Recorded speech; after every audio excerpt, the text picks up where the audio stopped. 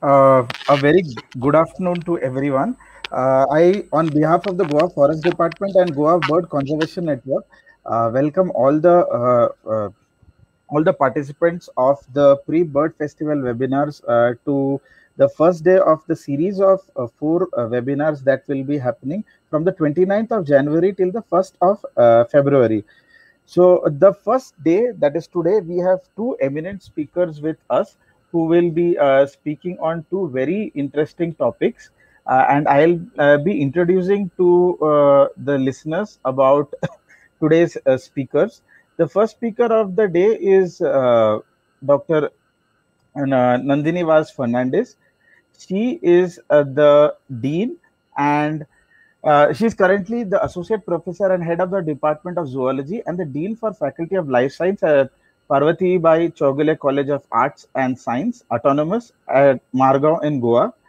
Uh, she's a very passionate bird watcher, and she has initiated the bird watching club at her college, which has been running very successfully till from 2017 and has given rise to several young and aspiring bird watchers from Goa. Madam also has published and presented several research papers and has also been a part of several consultancy projects and independent research projects, and has won the Best Teacher Award for Excellence in Research and the Best Teacher for Excellence in Student Related Activities at her college. Today, Dr. Nandini will be speaking on how to get into the hobby of bird watching and developing skills to make this hobby meaningful, and will also share her experiences of birding with the birdwatching club at Chowgule College. The second speaker of the day is Parag Ragnekar, who is a very well-known figure in the wildlife of Goa circles. He's a postgraduate in agriculture and ecology and environment. He's the state coordinator of India Bird Conservation Network for Goa and the founder president of the Goa Bird Conservation Network. He has also authored a photographic guide to the butterflies of Goa, a catalog on the birds of Goa, and has to his credit about 4 species of birds and 17 species of butterflies and 47 species of dragonflies that have been added to the checklist of birds of Goa. And on top of it, he also has one new species to science reported from the state by him, and also has a species of wasp named after him as well. He's a member of the Goa State Biodiversity Board currently and the Invertebrate Conservation and Information Network of Southeast Asia. He has also been conferred with the Responsible Tourism Pathfinder Award 2019 by Outlook Responsible Tourism, and is a very active participant in the Responsible Tourism Collective of Goa. And he will be today speaking on how Goa holds an amazing potential to be a bird tourism hotspot and how we could capitalize on this trend responsibly. We will be joined by the Assistant Conservator of Forest, Mr. Paresh Parab, who will be concluding today's session at the end of the day.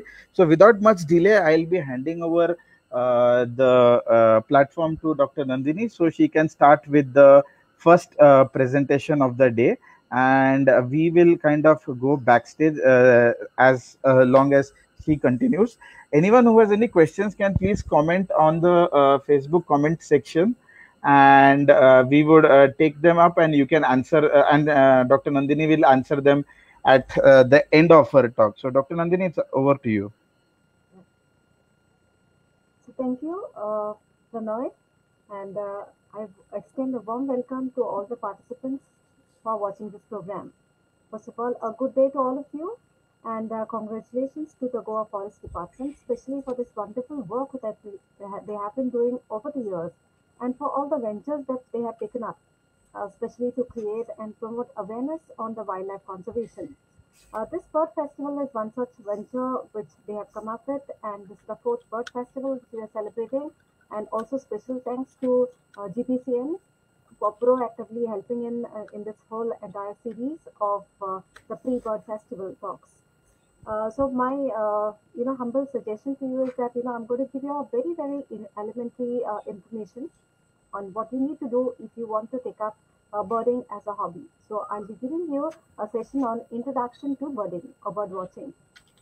First of all, I would also like to play on record place on record. Thanks to the Goa Forest Department, especially for organizing this free festival, free bird festival, so that maximum students and the general public will be benefited in the virtual mode, at least on the account of this present pandemic situation. So, with a small introduction, I'll start with my presentation.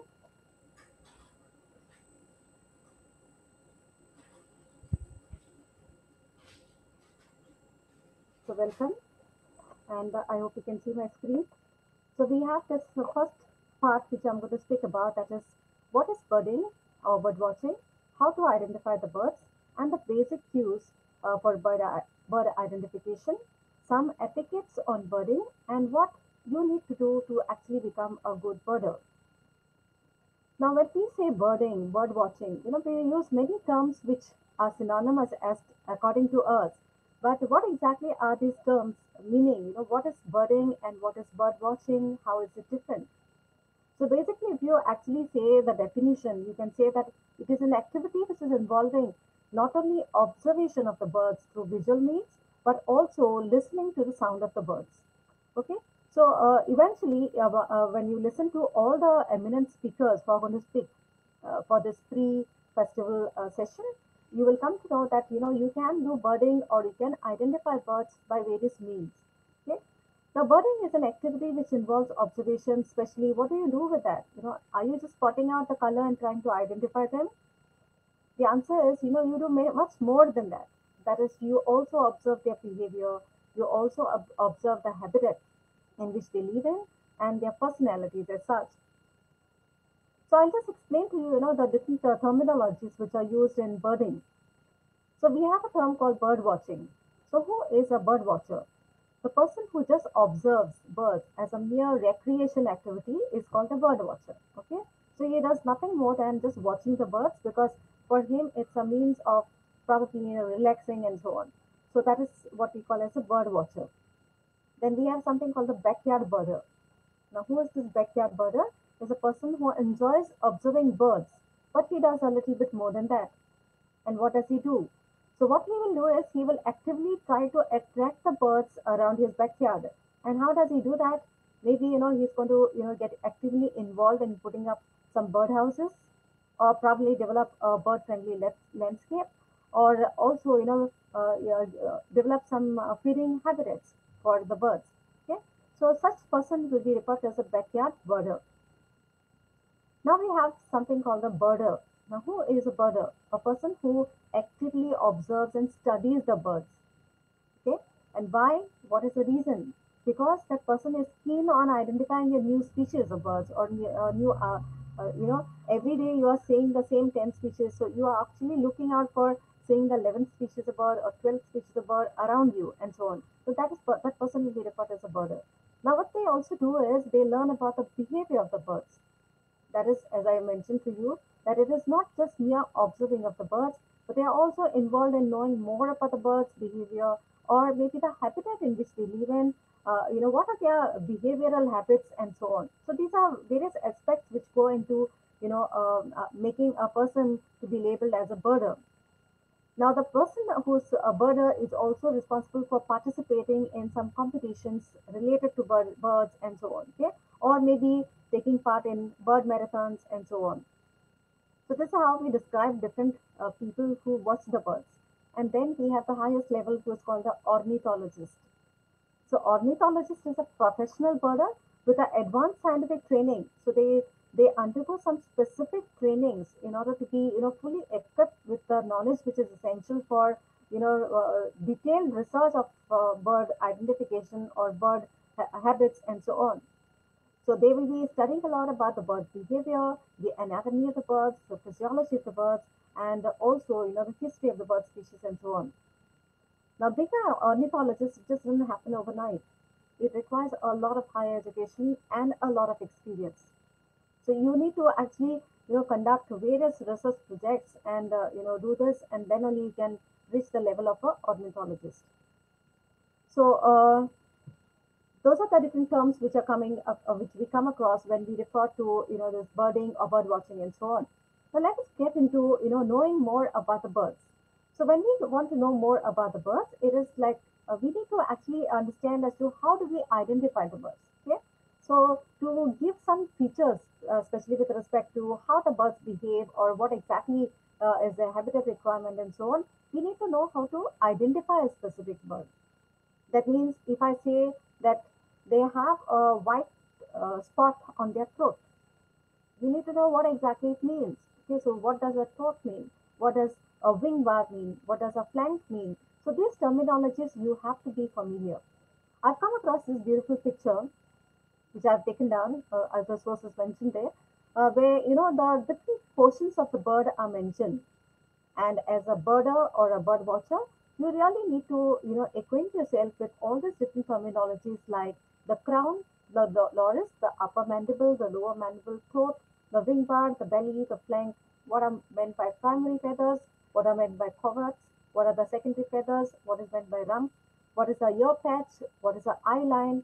These are terminologies which are very essential. Okay, so if you go to see, there are different sections which are marked by specific name, and as a birder, you need to know all these terminologies. Say, for example, if they say that the eye line is black in color, that means you should be knowing where exactly is this position.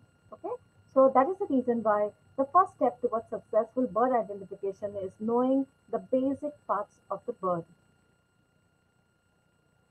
Now let us see the other aspects. When I say the other aspect, it means that you also need to know the birds when they are flying up in the sky. That means how do their feathers look when they are in flight?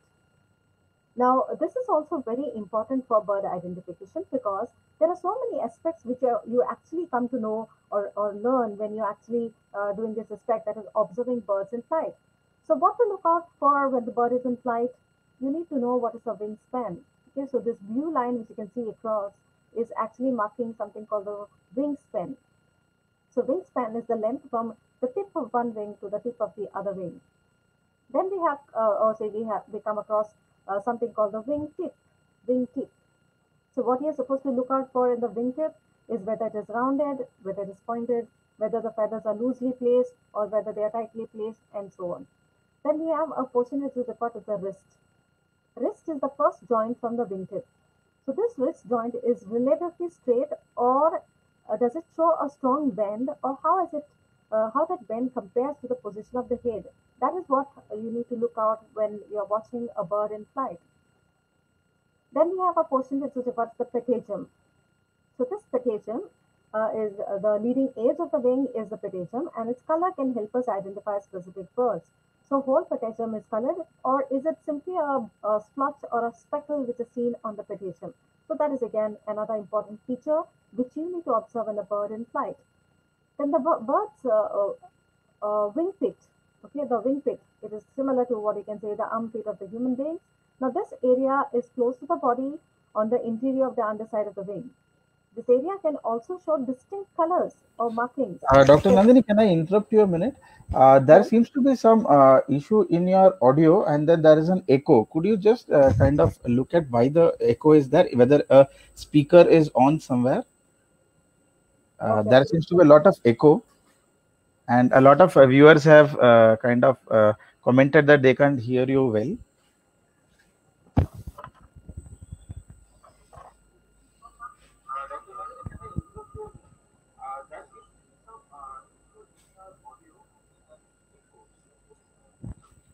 Okay. Am I clear now?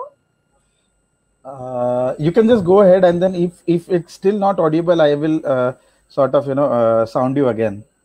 Okay. Fine. Yeah. Thank you so much. So I was explaining to you how to identify the birds in flight. So basically, the feathers which are seen here are important features through which you identify the birds. Now, another important feature which you actually need to see is the primary feathers. Okay, the primary feathers which are seen here. So these primary feathers, they are like the fingertip feathers which are present in the wing, and we also have the secondary feathers which make up the edge of the wings, which is more closer to the body, and then we have the forward feathers. Okay. So next we have these birds which can still be identified when they're perched. So if you want to look at the feathers which are seen in the birds when they are perched, so the perched bird shows a very different and a less helpful view, especially of its wing as compared to the bird in flight. The same wing feathers can be seen on the perched bird's though. The most of the structural wing parts that are useful for bird identification are hidden, but you can do see the coverts, the secondary feathers, and the wingtip. Okay, so if there is any specific mark in this, can also be observed when the bird is first. Now let us Madam, the see. audio issue still kind of persists.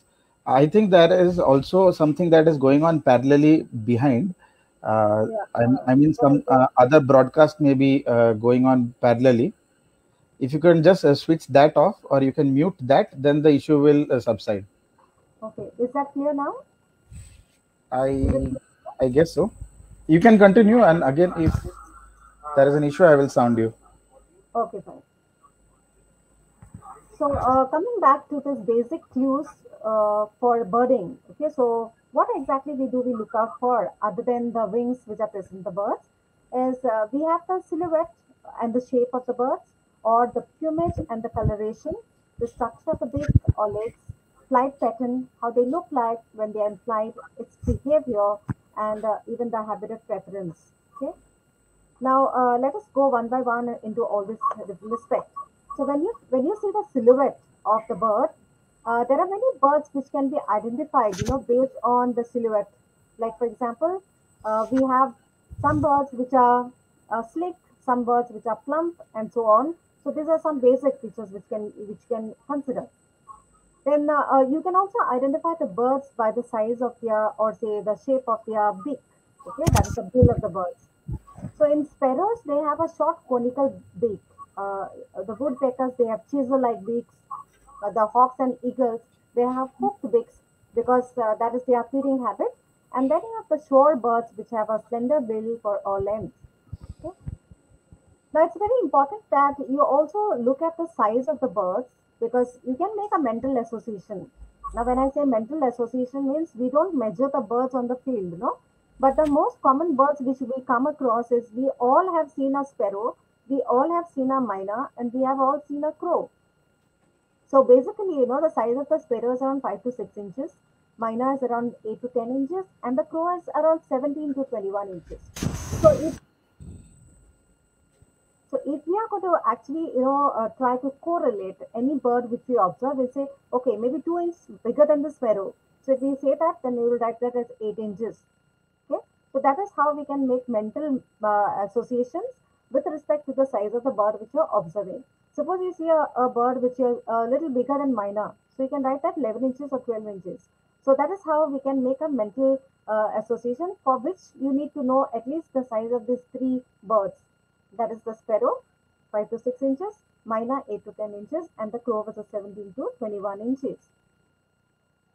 Now, when it comes to bird identification, we also come across some specific markings, which are called the field marks. Okay, it may be in the form of wing bars, or eye rings, or eyebrows, or eyeliners. They are not makeup. Okay, these are the features which are present in the birds, which you actually need to spot when you are doing the birding. Okay, I've just put some pictures here for you to identify. So when you see the myna, you can see the wing bar. Okay, it also has this eye liner. Okay, so it will be in the straight line. Then you have the wing bars in the this the rectangle, and you also find the eyebrow, that is the line above the eye. Okay, so that's the eyebrow. So sometimes you find certain markings on the breast region of the bird. So these are breast spots which are seen in the munias. Now another feature which you can look at is the size of the beak and the type of the feet. Okay, so the type of the beak and the feet also differs in different types of birds, especially based on their habitat. So are they aquatic birds? Are they wading birds? Are they arboreal? Are they aerial? Are they raptorial? So based on all these features, their beak and feet is modified. So that is another feature which you need to look at. Now, as a birder, you can also go in for flight pattern which is seen. Now, this is can be done, only when you are extremely thorough with bird identification. Then you can go in for this. That means the pattern in which they move. Do they show a undulating movement, or they go in a straight line? So all these features are also important when you are actually observing birds in flight. Behavior is another important aspect. Some of the birds they like to be in pairs. Some of the birds they are gregarious. They will be in a group. So Whether they, are gregarious, whether they are solitary, all these important features also need to be noted down when you do bird watching. Now, sometimes these birds also have a specific way in which they behave. Either they will be, seen on the ground, or they will be seen on the trees, or the way in which they move on the trees is also different. So, the feet disposition in the woodpecker is also made in such a manner that they can climb the, trees in the upright position. Another important feature which is seen for, or say considered for bird identification, is the voice of the birds. Okay. Now there are many expert birders, like the birders like Mandar, Parag, Rangnikar, Pranoy, etc. They all are used to identification of the birds with the sound. Okay. I put here a voice call of Ashiprinya by Mandar Bird.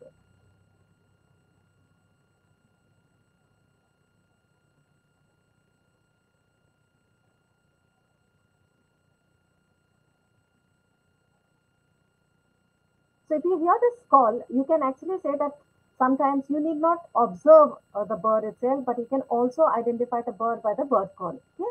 So this is another way by which you can identify the birds, that is through the voice call. And you really need to be expert in this. Okay? So there are so many different sites from which you can actually learn the voice calls of the birds. Now, lastly, you can also classify them based on the habitat. Some of the birds, they live in an arboreal habitat. Some of the birds, they live in a terrestrial habitat, or they may be diving and wading birds, or they may be birds of prey, or they may be aerial birds. So, according to the habitat they are seen, you can also classify. So, if you're going for birding, yeah, in a forest area, see what birds do you need to observe, or what birds are you likely to observe. So that will not be the same when you're going near the shore. Okay, so the shore birds, or you can say the aquatic birds or wetland birds, are going to be different as compared to the forest birds. So depending upon the habitat which you're choosing for birding also, your expectations will be a little different. Now, as a birder, you need to also have some birding etiquettes. Okay, so birding etiquettes are essential, especially to make the birding enjoyable for you. Now, what are these etiquettes? Is it ethics or is it etiquettes? The birding ethics and birding etiquettes are distinctly different. Ethics refers to you should be aware of the wildlife conservation issues and keep oneself and the birds safe. This is basically associated with safety measures for the birds as well as for yourself. But I'm going to talk about the birding etiquettes, okay, which offers special guidelines on how a birder should behave, especially when you're in a group for this birding activity. So the first etiquette is that you need to be, as silent as possible. So I'm not saying that you should be totally mute, but the thing is that, you have to keep your noise to the minimum. Now this is because, you really need to be, as I said, if you're a serious birder, you need to be keeping your eyes as well as the ears open for the bird sounds. Okay, so that is the reason why you should avoid talking. Secondly, it is also going to disturb the birds which are there in the surrounding. So you want to cause less disturbance, then you need to minimize the noise which you create on account of your group. Okay, so excessive noise can scare the birds also away. So this will be difficult, especially if you are going in a big group and you are making a lot of noise, you'll hardly see any birds. The second etiquette is that you should also be willing to share your guides, field guides, or scopes, or other birding equipments, especially if you are to help out others, but not in this pandemic situation. You need to carry your own guides and scopes and so on. But basically, it's a good etiquette, when you actually learn to share your things with the others so that everybody gets a glimpse of whatever you cite and so on. Okay. Now, the best thing to do is come to the field prepared by your own material. But suppose you say that somebody doesn't have that gear, then you can share it with them. The third important etiquette is that you need to offer a bird's eye view. That means when you're observing, maybe you have a binoculars and you're trying to observe a bird, you can't go and stand in front of somebody and block their view. Okay, so that's bad manners to do that. So as a birder, you should be also cautious about not to be rude to somebody, especially when it comes to birding. Very important feature is that you need to be patient. Okay, so there is a lot of patience which is required on a part of the birder, because the birds are not going to think that you have come to see them and they'll exhibit themselves near you. No. So you need to be really having a lot of patience, because sometimes you can get, or most of the times you can get disappointed. Okay, that you may not be seeing the birds which you're expecting to see. So you should be prepared for that disappointment also. Whenever you're going for a birding, it's not like a picnic, but you need to go into small groups. Okay, so birding when it is done, especially with a serious intention, you should avoid especially a big crowd or maybe very small babies, etc. You can't take them for birding because you will not be able to control the noise. Another important feature is that you need to share the rides. So carpooling is very essential. That especially to avoid the disturbance. So if you all can do the carpooling or share the bikes, etc. When you're going for birding, there won't be thousand cars parked at a specific site. So that is something which also you can think of. And secondly, when you're going for birding at a very very new spot, prevent yourself from going astray. Especially, when you identify or say spot a bird, you try to chase it and then you tend to get lost. Okay, so that's something which you should avoid, especially when there are younger children. You should be avoiding that. You should be sticking to the group and so on. One more important thing which you need to do is pay attention, okay? Especially if there is a guide who's actually giving you some experience of these birding encounters and so on. You need to be very cautious in listening because that is really going to be very, very helpful for you to understand a lot of aspects about birding. Okay, so it is also a respectful way to acknowledge the expertise of all these people around you, especially the guides or the birders who are accompanying you for birding and so on. And many times they can also offer you some specific tips also. So that is also again very vital to be cautious about, paying attention to the instructions given by the birders or the birding guides. Now, whenever you have this bird, which you see, you should also bring about sighting, or probably, or you can say you observe one bird, so you don't make a noise. Hey, I saw one bird here, or golden oriole. All of you come here, so you can't make noise like that. But rather, what you can do is you can signal the others to actually focus on yourself, so that you can see, or you can actually give a clue to somebody else that there is a specific bird which you want them to look at. Okay, so you can tell them the landmark, you can point out, and you can actually give the specification as to where exactly to look out for, especially to see the bird which you have spotted. Okay, now if possible, you can also carry a voice recorder, especially to record the description of the bird, or sometimes you can even record the voice of the bird. Now, it's very important to be also patient.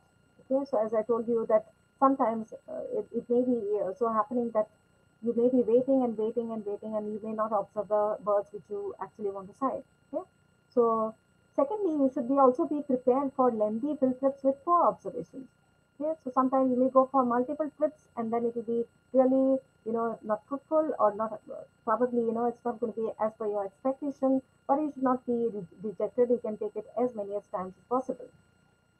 Now, when you're doing the birding, you also need to study for the habitats. So just don't go observing the birds and make a checklist, but also try to make a note about what is their habitat or what exactly is the time where you had noted the birds and how are their habits or what is their behavior specific.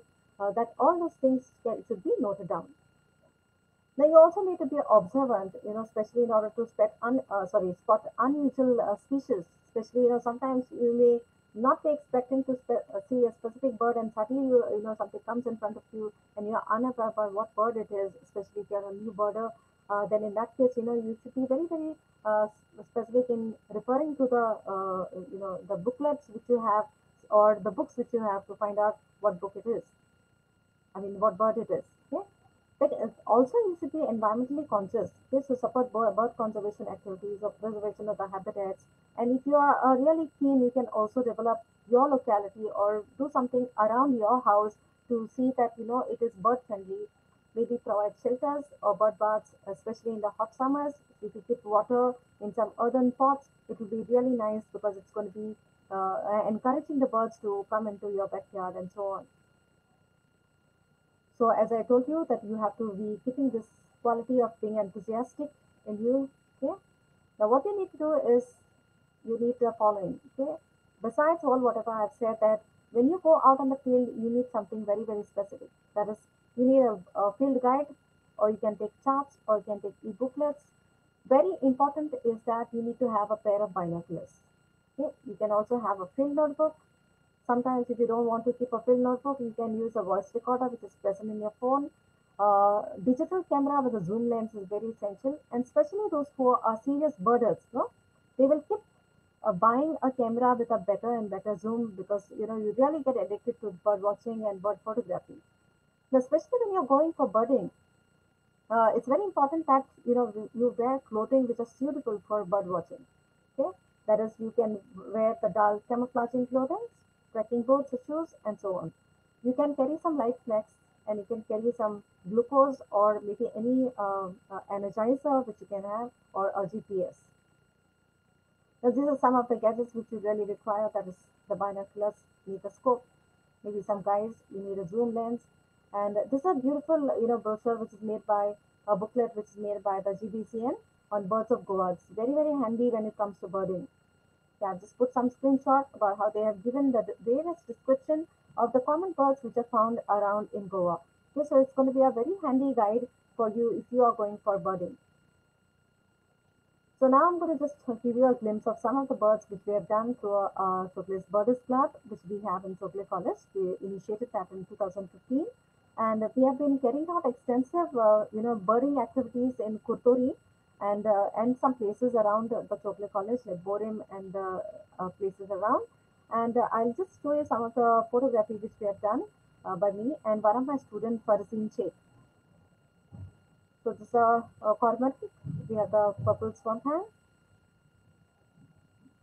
This is a sparrow, the myna. So common birds which you will see around.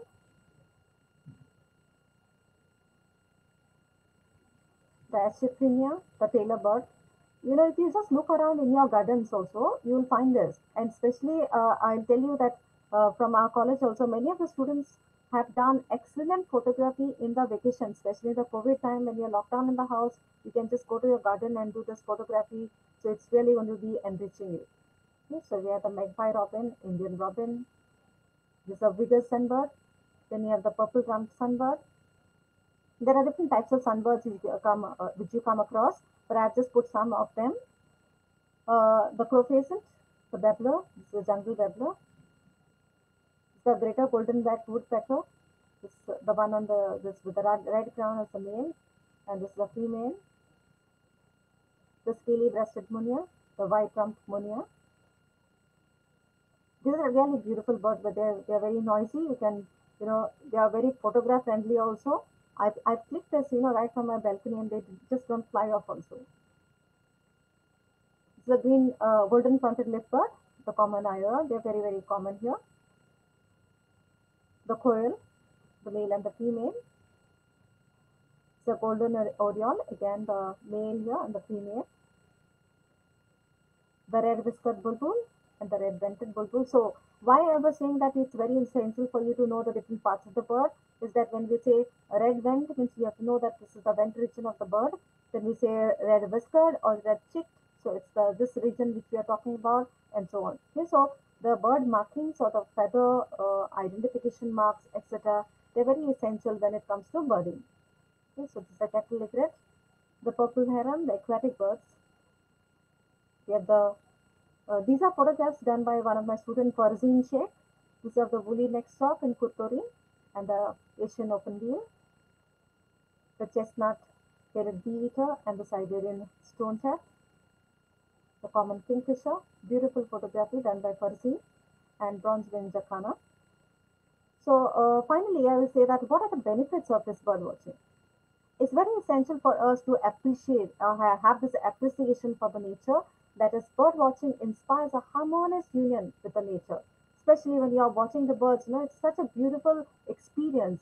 I'm telling you from my personal experience because I really enjoy bird watching, and according to me, I actually have come across all these different benefits. So it actually rejuvenates you because it makes your mind fresh, it makes your body fresh. It literally gives you some sort of a meditating effect when you do bird watching or bird photography and so on. It also helps you in bonding, especially connecting with your family and friends. Or it also helps you to make new friends, especially when there are different birders groups which are there, where you connect with each other, share your experiences, and you can make new friends also. So as I said, that this is a very important stress buster, because it helps you to get time for yourself to come down, or also keeping your mind active and healthy. It develops a patience and perseverance, especially, bird watchers. As I told you, that you need to have a lot of patience. So, eventually it becomes a part of your life that you have a lot of patience and perseverance as a outcome of, doing this hobby, that is the bird watching. Also, since you are actively involved in walking long miles, it also keeps you physically fit. So basically, I can say that, if you are into bird watching or birding, it makes you a better person. Okay? So to conclude, I say that birds are the best possible ambassadors for the environment, and this will help people to see them in a whole new way. So be a birder and part of the birding community. And I think, this particular venture, which is taken up by the forest department to actually have this annual activity as a bird festival, itself is a great initiative to make you realize, the importance of birding. So thank you very much. These are some of the references, and I would like to take your questions if you have any.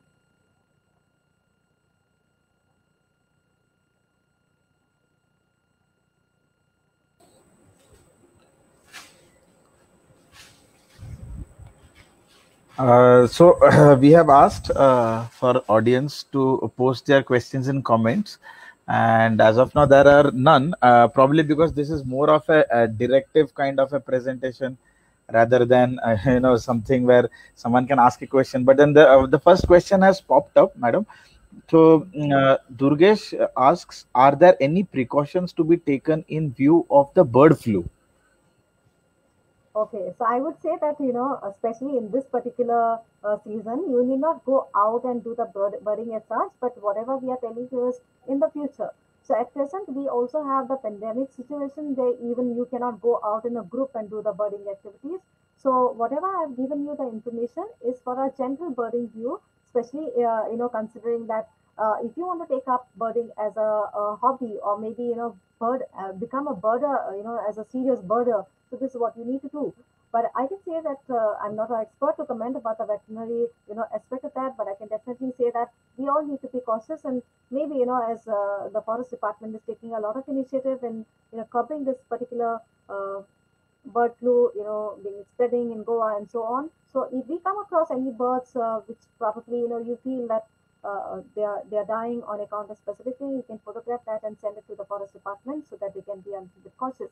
But other than that, I would say that, it's not going to stop you from bird watching or doing your birding activities, because what you can normally do is, we are not going very close to the birds or touching the birds, etc. But you're sighting them with the help of your scopes or your binoculars or your cameras.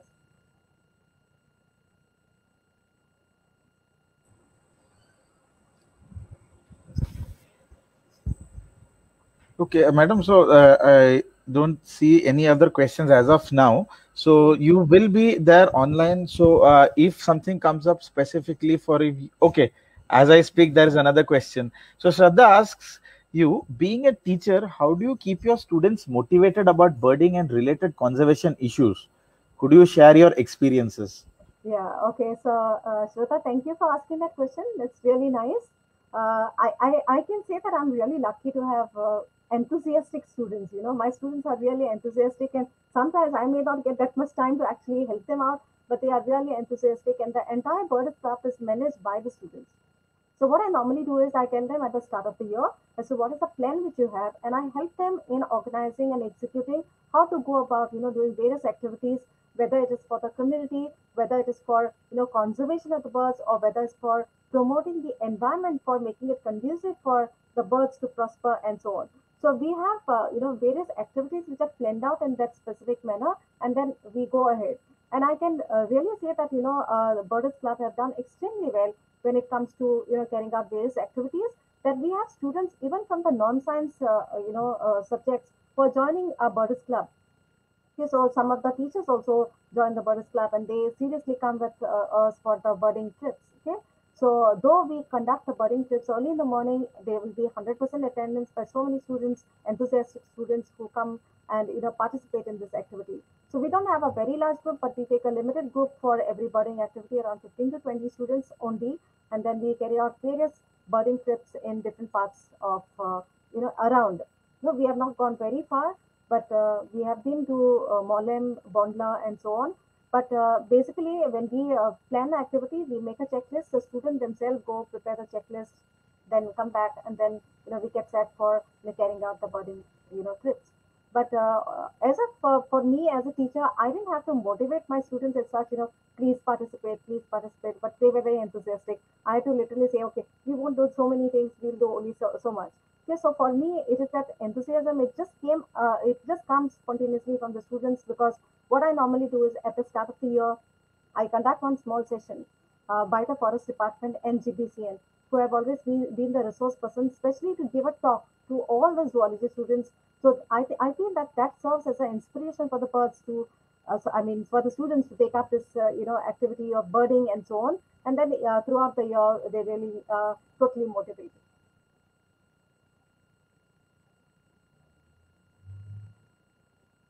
Okay, thanks, madam. There is one question from Vivek Nayak sir, who asks, this is probably directed to the Forest Department, who asks, apart from organizing annual bird festival, what other facilities are provided for new birders by the Forest Department? This is probably a question that our ACF Paresh sir would be able to answer better once he joins, but I could also give you a heads up about that, Vivek sir, that the forest department every month organizes special bird walks at various locations in collaboration with the Goa Bird Conservation Network. It has taken a hiatus because of the COVID situation, but it would start again soon. The second thing is the forest department also has several other facilities at their wildlife sanctuaries. For example, nature interpretation centers where there are several good, educational materials put at display, especially at Bhagwan Mahavir and Kotigaon, where there is very good information for anyone who aspires to be a good bird watcher. Of course, most of the range forest officers at most of the PAs are well equipped to help and guide any bird watcher who wants to do birding at any of the protected areas.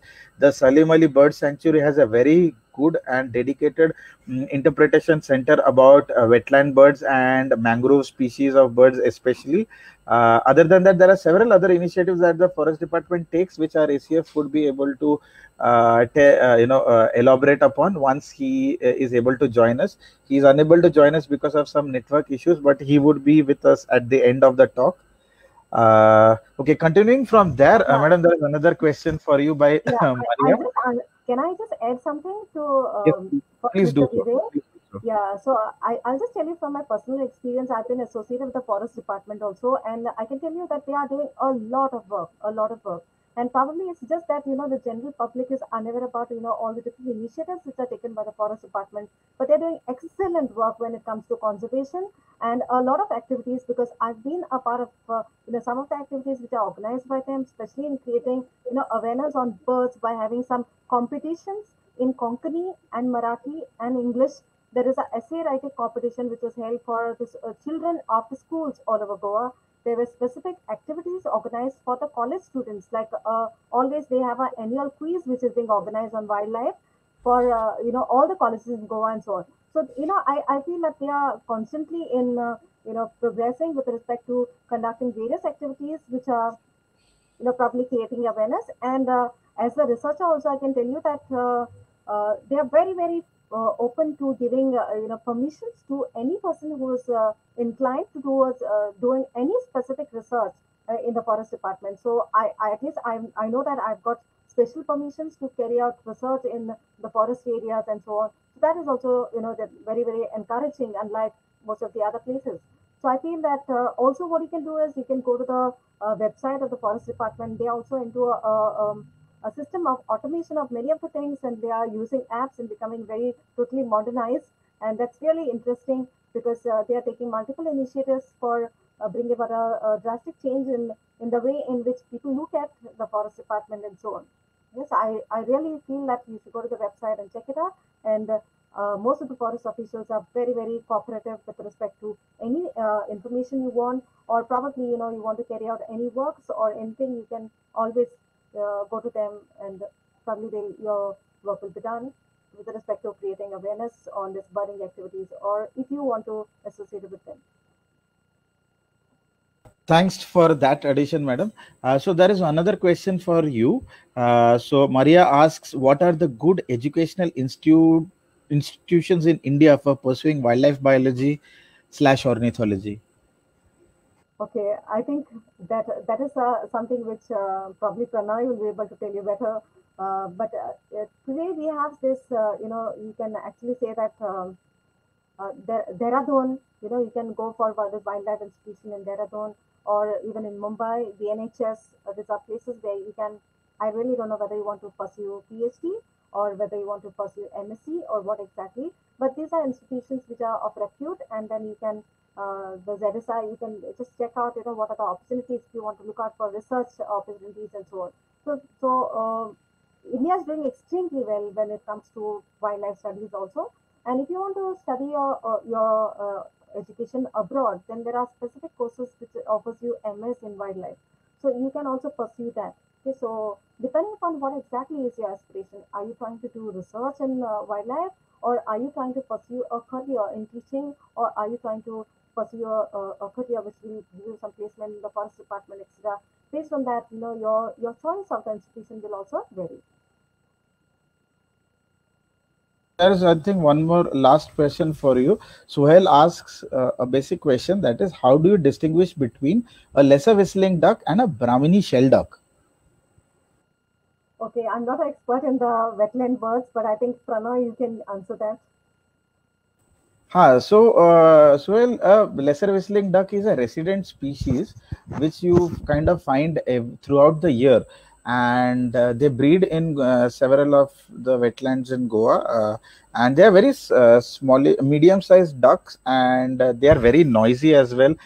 You will see them whistling around when they fly. That's why the name whistling duck. And especially during the breeding season, you will see pairs of whistling ducks whistling and flying around, in a circle around a wetland. So that's one a part of the courtship behavior as well. The Brahmini shell duck, or the ruddy shell duck as it's called, is a migratory species. It comes from the central plains of Asia all the way to southern Asia through the CAF, that is the Central Asian Flyway, which is a part of a larger flyway program under the Wetlands International Program. And these species, breed in the Tibetan plateaus, in the Trans-Himalayan regions, in Asian Central Asian flatlands, and they come to Goa especially, or the entire subcontinental India in winter. And the Brahmini shell duck is a very big species. It's a huge bird, and it's very comical. For example, when you see a Brahmini shell duck land, it just falls on the water. It's very funny to see how they just splash on the water and fall down. So the Brahmini shell duck is very unique. It's brown. It has glossy, green wing and wing tips. The male especially has a black collar around its neck, and it's rather upright in posture, and it's a much bigger bird in comparison to a lesser whistling duck. Right. So that kind of answers all the questions from this session. And about the courses in ecology or biology and ornithology, I will supply that information in comments. And there is one last question that we will take, and after that, we'll move to the next speaker of today, since we have a little bit of time more for questions. Madam, there is a question which is being asked. It is, I am a commerce and marketing student, but I'm very much interested in a short diploma course in zoology for studying wildlife. Can you suggest any? Okay, so basically, when you say wildlife, it's a very, very, very wide area. So, what exactly are you interested in? Is it like only birding or taking bird photography as a hobby? That is very important because if probably you're going to look in for a degree, you will not get, because there's a what we say, a linear progression from one degree to the other if you want to go in for that. But what you can do is you can actually do a short-term course in terms of what we say, a certificate course in wildlife monitoring or wildlife photography and things like that. There are a lot of courses available like that if you want to go in for birding. And I feel that as educational institutions, we also provide, in our college we have a small certificate course which is open to everybody on wildlife monitoring techniques. And we also have, or we can upload some need based courses in case such requests come in from specific students or prospective students. There is no age limit for any student. We can take in students right from those who are into a profession, who are really doing very very well. I know many of my friends who are professionals in their respective fields, but they want to take up birding and they want to know more about birds. So that is also a way of, as I said, that you can be from any field. Doesn't matter what is your profession, but birding is something which becomes a very important or vital part. Just like how you can say meditation is for all, so like that I feel that it should be birding for all. Okay, so that's something which if you really want to know more about, bird research, etc. Many times we can learn on our own because there are so many resources which are available, online resources which are available to us. But if you want to have a formal degree, then probably you can go in for certificate courses or things like that. Thanks a lot, madam. So we'll now move to Parag, who will be the next speaker of the day, and we'll begin this next session for the day. And if there are any other questions in the meanwhile, I'll also pose it to you at the end of Parag's talk. Thanks a lot, madam. I'll move you backstage and bring Parag on the stream. Thank you so much. I hope I'm audible, Parag. You are not audible. Maybe you have to unmute yourself. So yes. Am I audible now? Yes, you are audible. Also, if you could kind of share your screen. Yes. Yeah.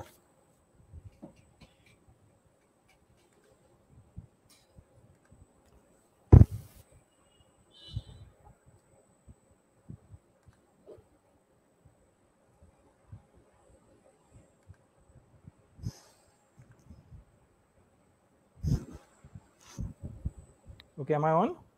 Yes, you're on. I'll just put the stream on. Yes, and you could go on full screen mode whenever you would want to, and then proceed from there. Thank you so much. Right, I'm already on. Yes, you're already on. No, you are not. You have not put it on the presentation mode. So if you could do that and continue. No, I have already.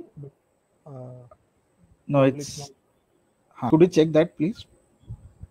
No, I've already put it up on presentation mode. It still shows your. Could you just check that? Let me do it again. Yes, please.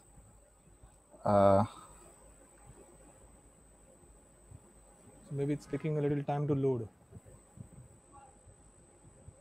Possible. We'll just wait for a few seconds. Sure.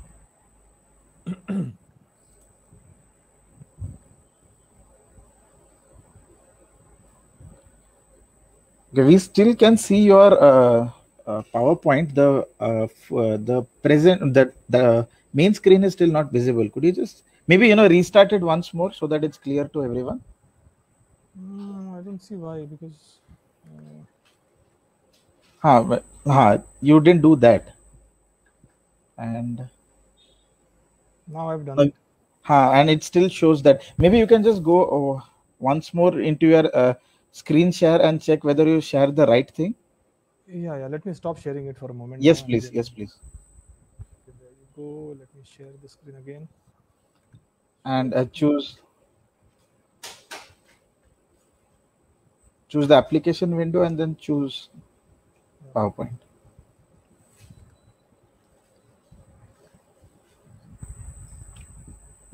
Is it good now?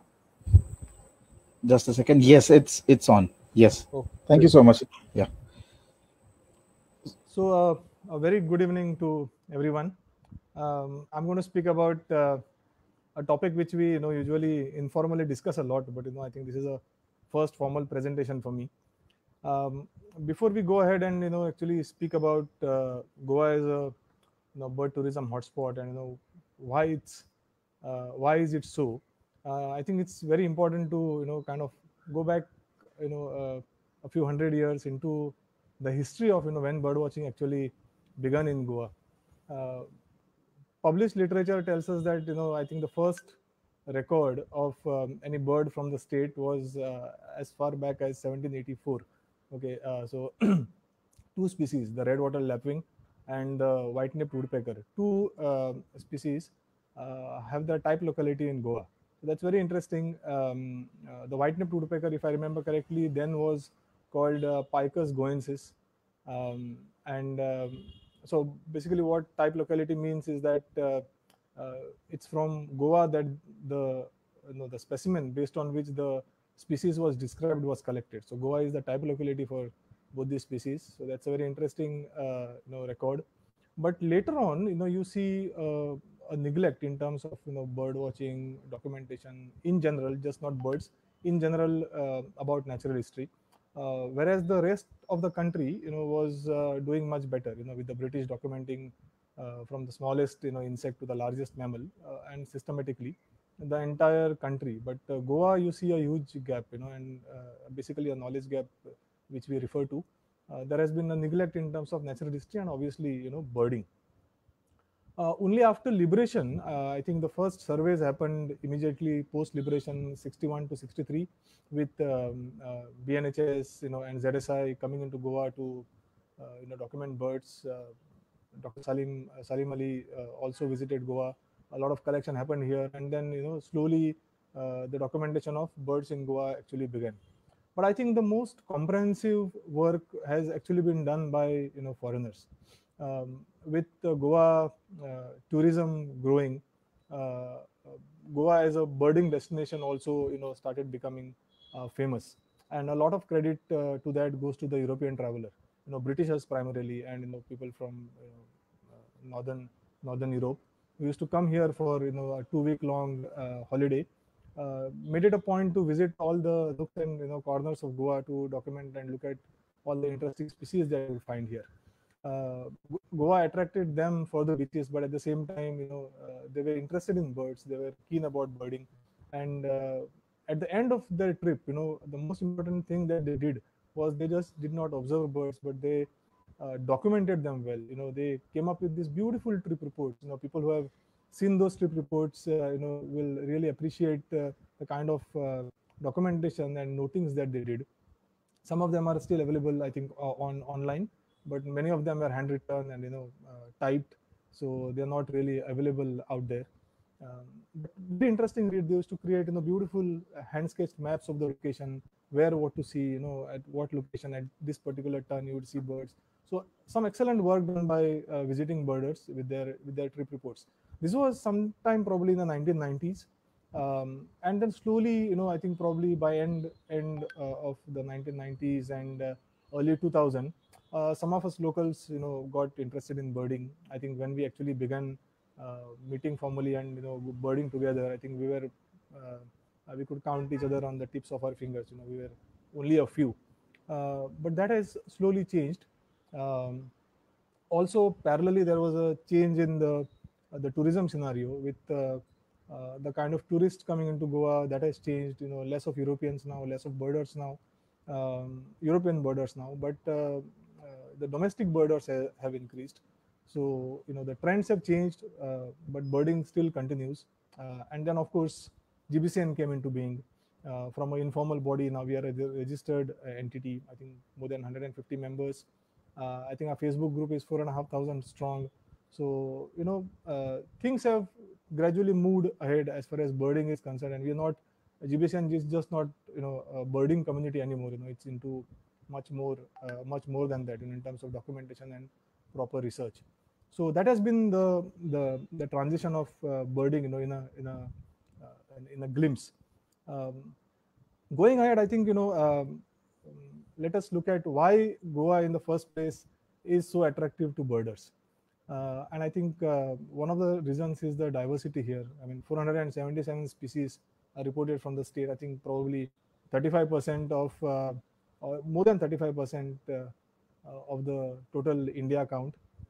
You find birds in all kinds of habitats. In your backyard, I think probably Goa is one state where you don't have to really go looking for birds. Birds are around you. That's I think probably one of the reasons.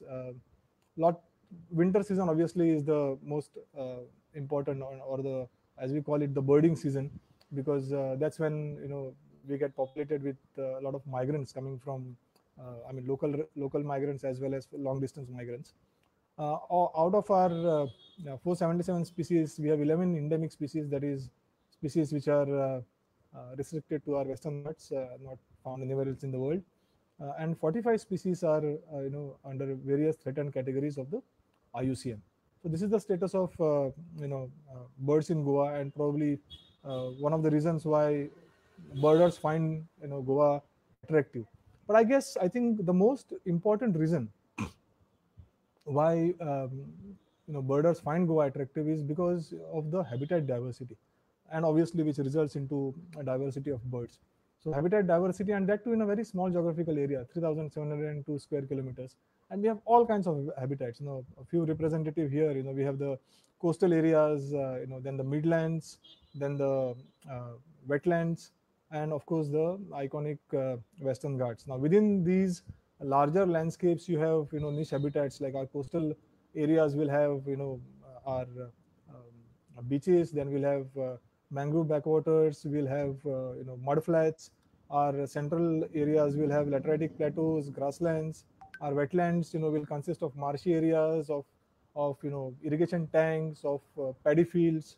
And of course within the Western Ghat landscapes, we have our moist deciduous forest, evergreen forest, riparian patches. So each zone, each habitat has its own diversity, and I think the reason is that when you have a lot of habitat diversity, obviously the diversity of life is that much.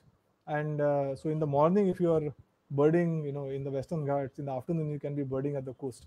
That's because the distances are very small in a small geographical area, and you can maximize your birding effort. I think that is the reason why birding and bird watching as an industry, or as a tourism activity, has really picked up and sustained in this state. Some of the birding hotspots, if you log on to eBird, it will pop up 257 hotspots.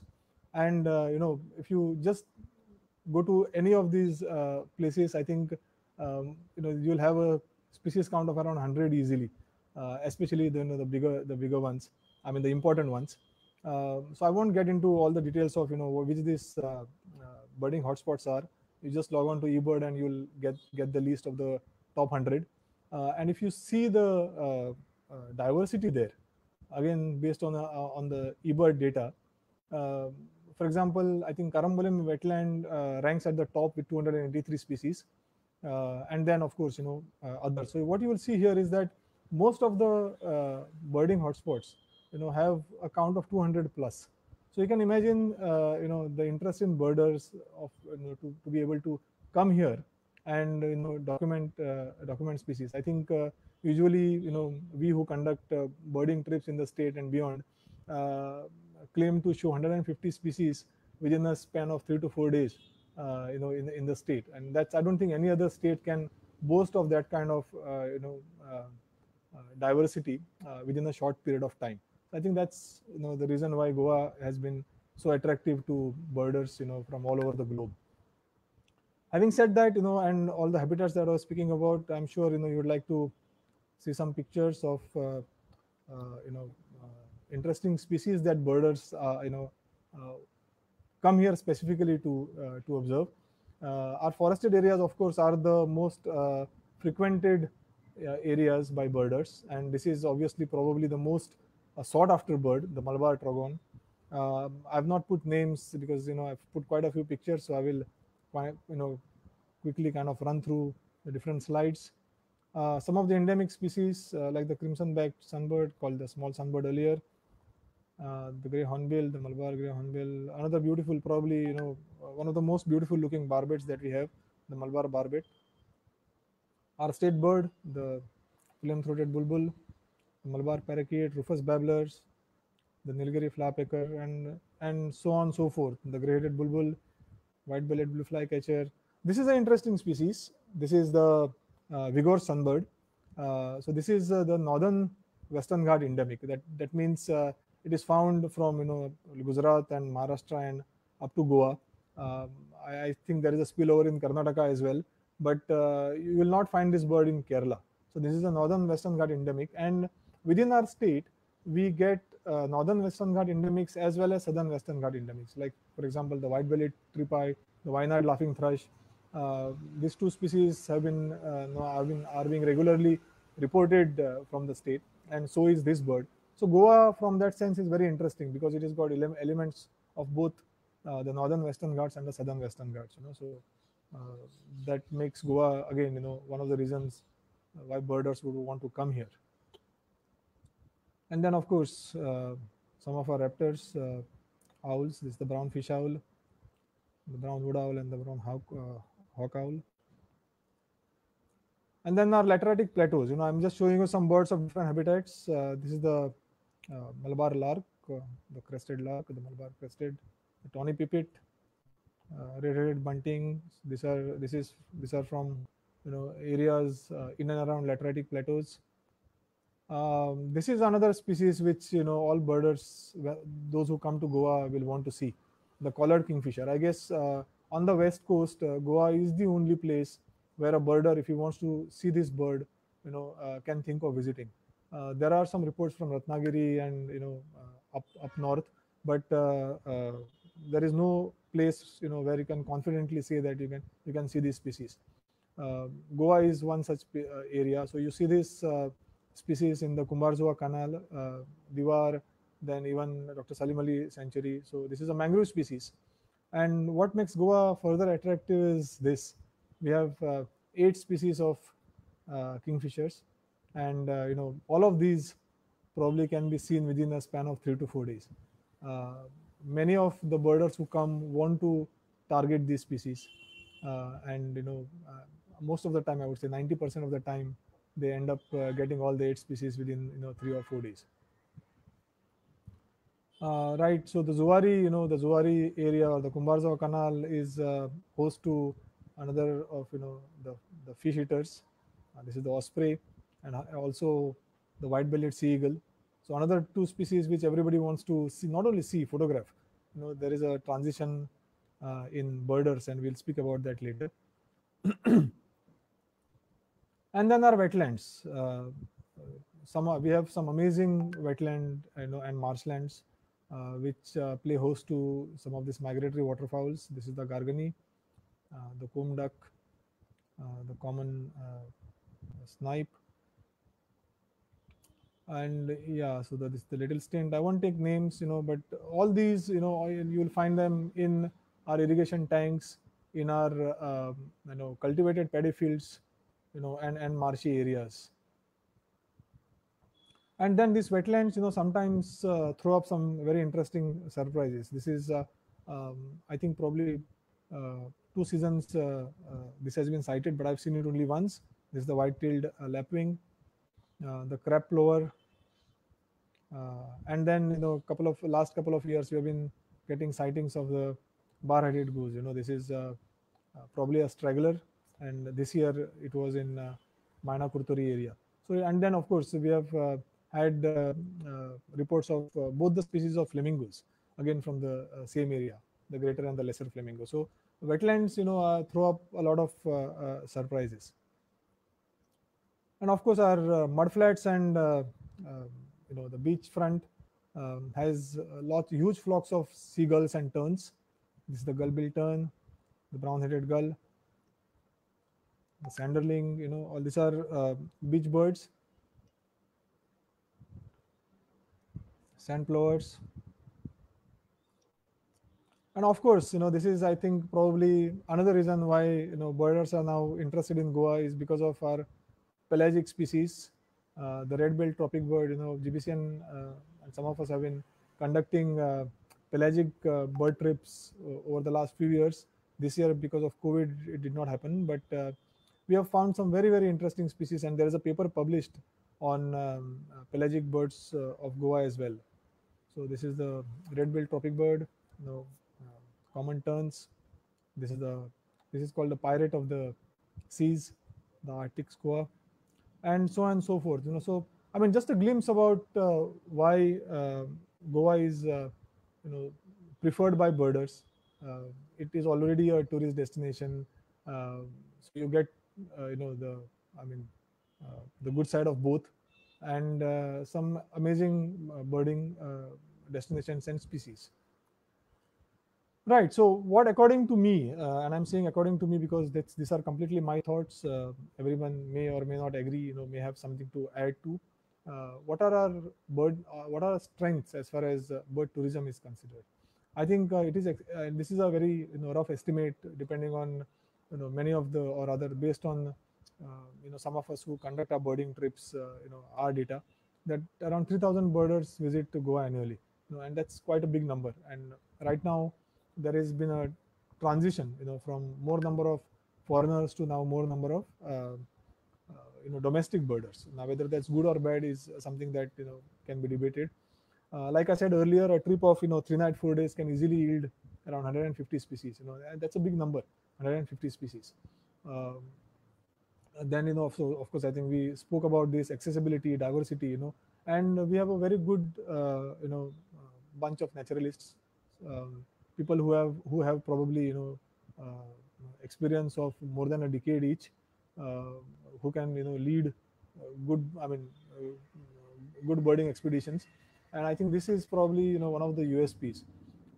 And like I said earlier, birding is possible in every nook and corner. For example, Goa University, a place like Goa University, or very close to Panjim, has a diversity of 170 species. So you don't have to really travel too far from the known tourism destinations to be wanting to bird. You don't have to travel long distances. So all these are, I think, our strengths as far as bird tourism is considered. What according to me are the weaknesses? I think one thing that I have over the years felt is the lack of institutional support, and by which I mean support from government. Maybe it could be the tourism department, which probably should position Goa as a natural history hub, especially with relation to birding. I think that's something that really needs to be done. How we do it, of course, it's something that needs to be discussed, but I think it's very important. I always say that 1990s was probably the golden period of birding in Goa. That has changed over a period of time, and I think it could probably change for the good if there is support from the government as well. Marketing and projecting Goa, again, I think there's overlap with the first point. I think the bird festival probably projects and markets Goa as a birding destination within the state, but I think it's just one event. I think much more really needs to be done in terms of marketing and projecting Goa.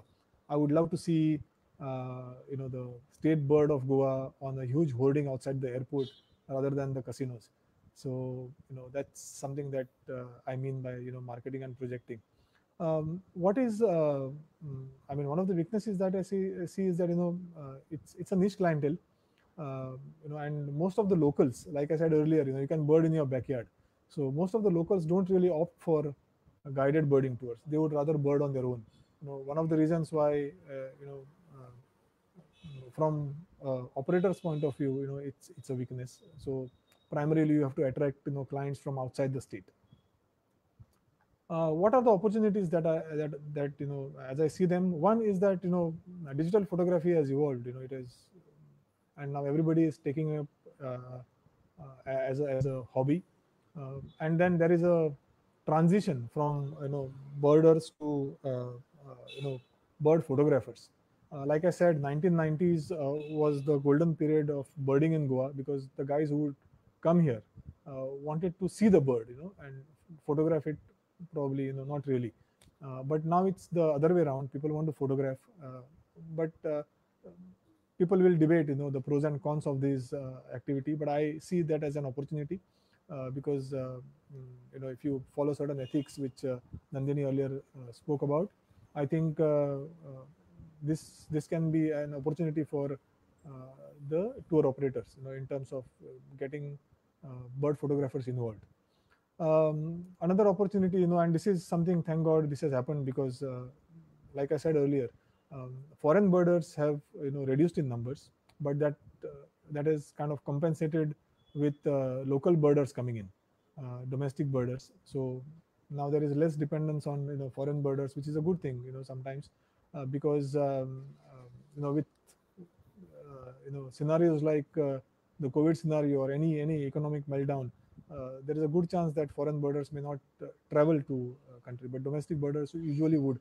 So that I see as an opportunity. Again, there are pros and cons of it.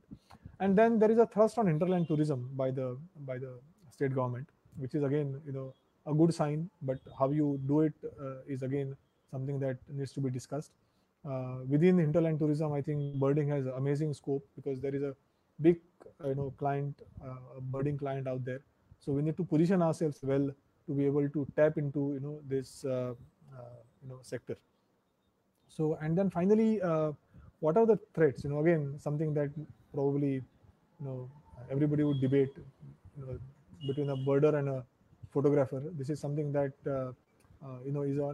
is an opportunity as well as probably a threat, because birder is somebody who would probably want to see a bird and appreciate it, observe its behavior. But a photographer probably would want to take a good picture, get as close as possible. So which can be a threat. But like I said earlier, it also helps in creating good, creates good media, creates good document. I mean, you can document it well. So from that sense, it's probably an opportunity as well as a threat. But then, we should know not to cross the line. And I think tour operators have a very important role to play in this particular matter. We need to draw a line as to, or rather, if the tour operator doesn't cross the line, I think the photographer and the guest or the client will also not. Thrust on hinterland tourism again, is an opportunity as well as a threat, because if you don't really do things well, it can mess up things, which we have seen in some of the cases, especially with monsoon tourism that's happening within the state. You see a lot of litter around, and it's messing up our hinterlands and our green spaces. It shouldn't happen same with wildlife tourism as well. So luckily the forested areas can be probably managed well compared to other open areas. And then of course unethical practices, this is something again which probably the ball is in the tour operator's court.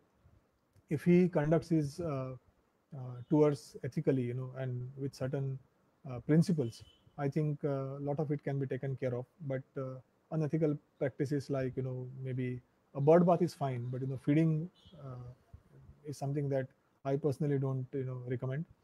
But then it does happen in some cases, which is not good.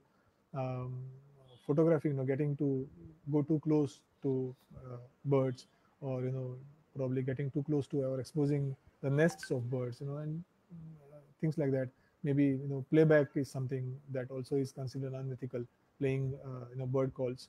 So all these things sometimes need to be done, sometimes shouldn't be done, and I think it's the tour operator who has to draw the line. So this is how I probably see it's more like a SWOT analysis that I've tried to do for bird tourism in Goa. I think probably this would be my last slide. Yes, and I think to sum it up, Goa is already established as a a birding hotspot. Going forward, I think it's important that with the help of tour operators as well as the government, which includes the tourism as well as the forest department, I think we need to create a good template and project the state as a a good birding location or a birding hotspot. If we do it right, I think this is a sector which will only grow, and I'm quite positive about that. So thank you everyone. I think I'm open to questions now. I'll stop sharing. Yes, please. You can do that, and there are quite a couple of questions already on the screen. So I'll kind of flash them on your screen as well, since we have the facility to do that. So the first question is here, if you can see it on your screen. And there is a follow-up as well, so I'll show you that as well, and then you can take it up. Sure.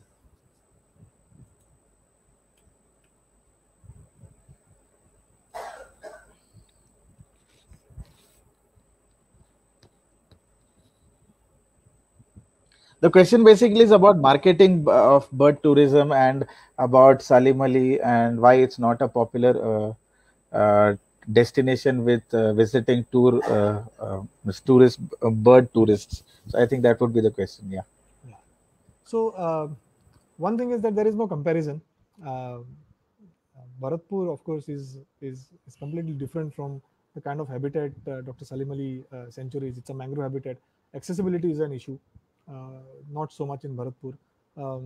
Secondly, if you look at the diversity there, it's not up to the mark, if you ask me. Uh, it's usually used by birders, or rather birds, sorry, as a roosting place. So early morning and early late evenings, you usually see birds moving out and coming in, for roosting. But throughout the day, I think birds move out to their feeding grounds, which are the other marshlands and wetland areas. So that's one of the reasons why the sighting frequency is very low in Dr. Salim Ali, and that's why it's not really picked up on the birders' radar. Though few birders do visit, but even we as tour operators don't really recommend Dr. Salim Ali as a birding destination. Yeah, if I have answered it right. Have the next What are the question. hotspots that you mentioned? Yeah. That would be good for guided birding tour during this time of the year. All right. I mean, I think when we curate birding trips, they are completely customized. We ask the guest what or his or her target species are, whether he or she would like to bird and in forested areas or in wetland areas. What are the target species based on which itinerary is created. So it's completely customized. But just to answer your question. What would be my personal choices? I would probably choose Bondla, then Tamrisurla area, then Maina, Raya, Kurtori wetlands, and then probably the Agasai mudflats. I think if these 4 areas you cover, then that magical figure of 100 plus birds you would probably achieve in a short period of time. Yeah.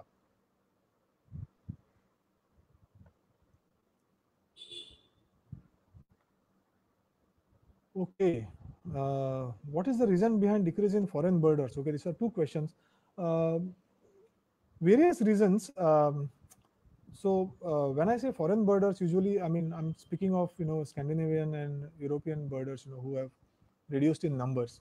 And we when I started early, I had quite a few clients who used to regularly come, for a couple of weeks, and every season we used to join them. And those are the guys who are saying that you have to understand that they were not only birders. They used to come to enjoy the sun, sea, and sand of the state, and that scenario has changed. Uh, they are no more comfortable like they would be earlier, lying on the beach sunbathing probably, and that's the reason why they don't prefer to come to Goa anymore, and that has reflected on the birding scene.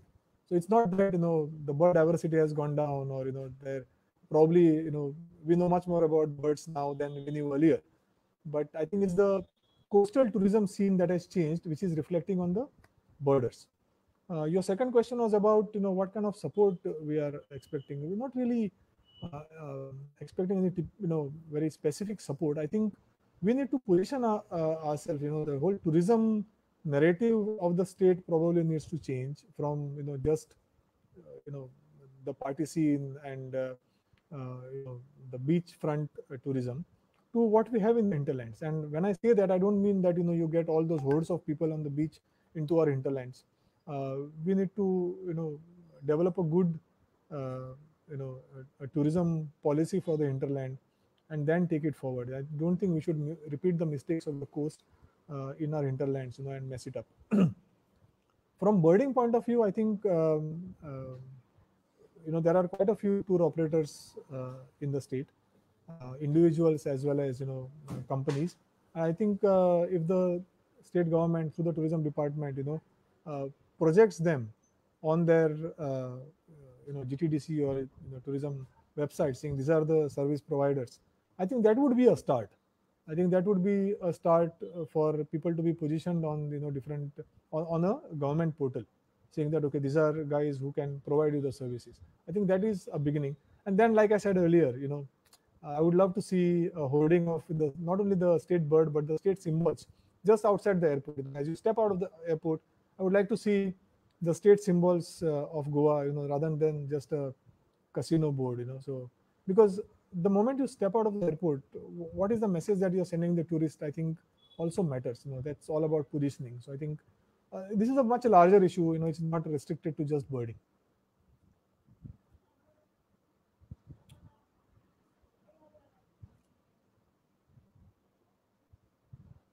Acha. Sohail, you need to buy a book, yeah. Okay. I think the easiest way to differentiate between a little cormorant and a Indian cormorant is the eye color. The Indian cormorant has nice blue eyes. If you see that, then that's a clear cut distinction between the two. Whereas a darter is a much larger bird, Sohail, and if you look at the neck, it's much more slender, and it's also called the snake bird because of and of course a long pointed beak.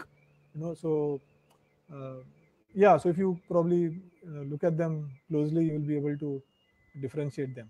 But in the field, sometimes if you don't look closely at the little and the Indian cormorant, there are chances of you getting confused. But I think one of the most distinguishing character is the eye color.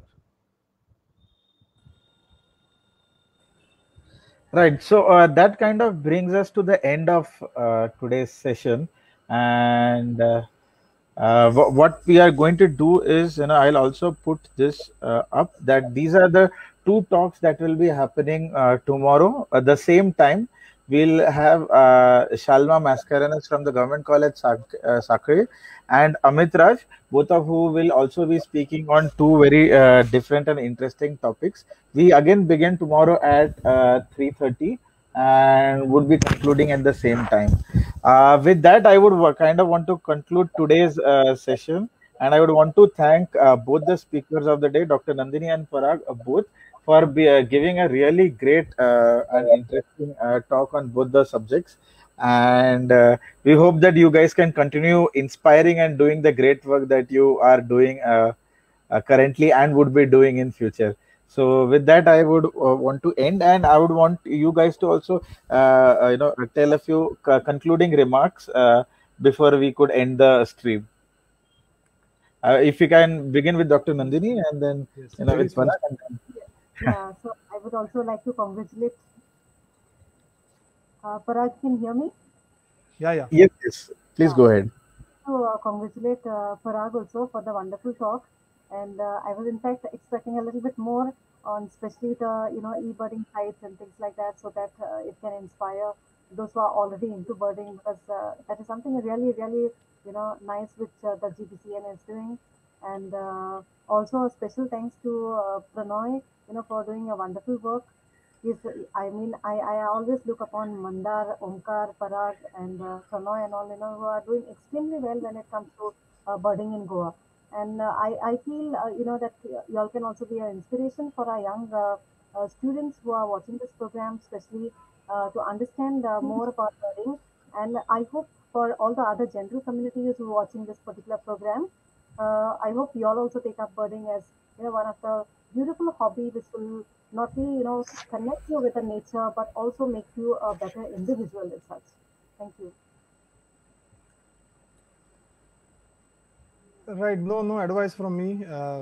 Just a big thank you to the Forest Department and the GBCN for this opportunity to be able to speak on something that I love doing, and wishing everyone, both the Forest Department and the GBCN, a successful bird festival. Unfortunately, this year I will not be able to, be there physically.